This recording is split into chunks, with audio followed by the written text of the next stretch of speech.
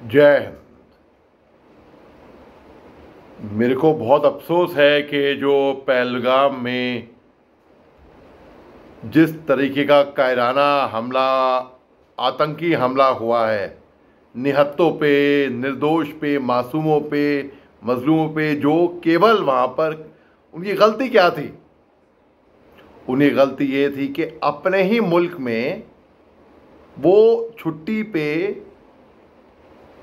एक ऐसी जगह पे आए थे जहाँ पे उनको लगा कि ये हमारा मुल्क है, और है भी, बिल्कुल है। जो कायराना हमला उग्रवादियों ने किया है, ऐसा खबरों में आ रहा है कि उनका नाम मजहब पूछ के जिस तरीके से हमला किया है, मतलब मैं क्या बताऊं, रूह कांप गई वाकई में सोच के। एक वीडियो सामने आया है जहां पर एक कपल बोटिंग एंजॉय कर रहे थे बस हमले से कुछ टाइम पहले। उनको क्या पता था बेचारों को कि ये उनका आखिरी किसी का, कईयों का जो जाने गई हैं। Heartfelt condolence. मेरे को बहुत अफसोस है इस बात के बारे में, बहुत अफसोस है, और बहुत ज़्यादा, मतलब खून खौल रहा है। देखिए, एक बात और कि जो अगर मज़हब पूछा गया है तो ये एक हम लोग डिवाइड ना हो, प्लीज़, गुजारिश है आप लोगों से, क्योंकि इसमें जाहिर सी बात है कि एक नफरत की भावना पैदा होगी, नफरत की भावना इसमें पैदा होगी, ख़ास तौर से मुसलमानों के ख़िलाफ़। मैं इसलिए नहीं कह रहा क्योंकि मैं मुसलमान हूँ, लेकिन मैं एक हिंदुस्तानी हूँ सबसे पहले तो, और मेरे को अपने वतन से बहुत मोहब्बत है, बहुत ज़्यादा मोहब्बत है। I am a very very patriotic Indian. I love my country. जो कायराना हमला हुआ है, जाहिर सी बात है कि भाई ह्यूमन साइकोलॉजी ना, तो नफरत की भावना पैदा होती है ऐसी चीज़ों से। फ्लेयर, पैशन फ्लेयर होते हैं। एक महिला ने बोला कि आप मेरे पति को मत मारिए, आप अपने इनको मारिए, मेरे को भी मारिए। तो उग्रवादी बोलते हैं कि जाके मोदी को बताओ। अब क्या बोले हैं, अब तकलीफ है, बहुत दर्द है यहां पर, बहुत चुभी ये बात। सन 2019 में 14 फरवरी में जब पुलवामा हमला हुआ था, यही एक तरीके से पुलवामा की याद आ रही है, तो मैंने एक चिट्ठी लिखी थी, ओपन लेटर लिखा था to Jaish e Mohammed, the terrorist outfit.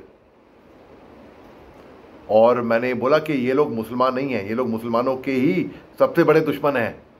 आप देखिए इसमें नुकसान किसको होता है जब ऐसा कायराना हमला होता है, इसमें नुकसान किसको है? इतनी हेट, लोग कह रहे हैं कि ये सरहद की उस पार से आई है, ये पाकिस्तान से आई है, ये मैं आपको गारंटी लिख के कह सकता हूं। इसमें मैं कुछ एक पॉइंट्स आपको अपने एनालिसिस के तौर पे बताता हूं। देखिए, पुलवामा में हमने हिंदी पिक्चरें शूट करने गए थे, फौज की वर्दी टांगने के बाद। हैदर की शूटिंग हमने पुलवामा में की थी। मौजी, जो मेरे दोस्त विक्की मल्होत्रा ने बनाई है, उसकी शूटिंग पुलवामा में कंप्लीट हुई थी। बजरंगी भाईजान की शूटिंग वहां पर हुई थी। अवरोध, जो कि सोनी लिव पे है, इसकी शूटिंग जेएनके में हुई थी। तो यहां पर एक शांतिपूर्वक इलाका है, पूरी टूरिज्म से इकॉनमी आती है। इससे नुकसान किसको होएगा? नुकसान वहां के लोकल को होएगा।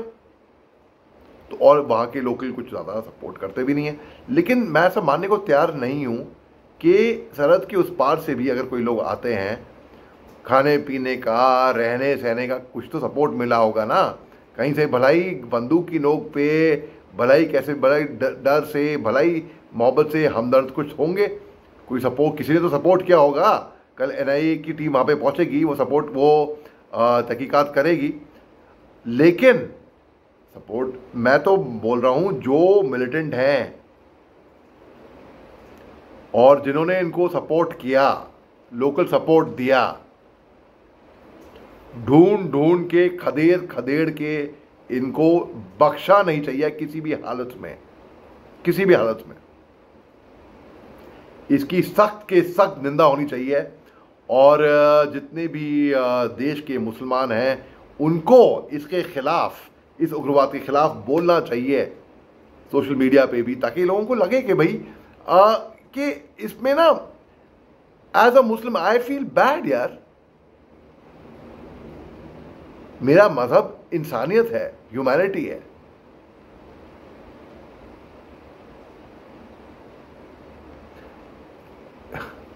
मैं क्या बताऊं आपको, यही लोग, उग्रवादी लोग जो हैं, गंदी सोच वाले मुसलमानों की जो कहते हैं कि इन्होंने ठेका ले रखा है, मैं आपको बताऊं सबसे बड़े दुश्मन हैं ये मुसलमानों के ही। They are truly the enemies of Islam. इनकी वजह से ही पूरी मुसलमान कौम पे धब्बा लगता है, उनका नाम खराब होता है।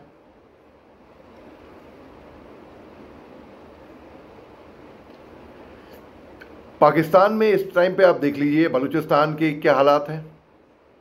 उन पे अनआइडेंटिफाइड गनमैन ने हमला किया है पाकिस्तान के अंदर।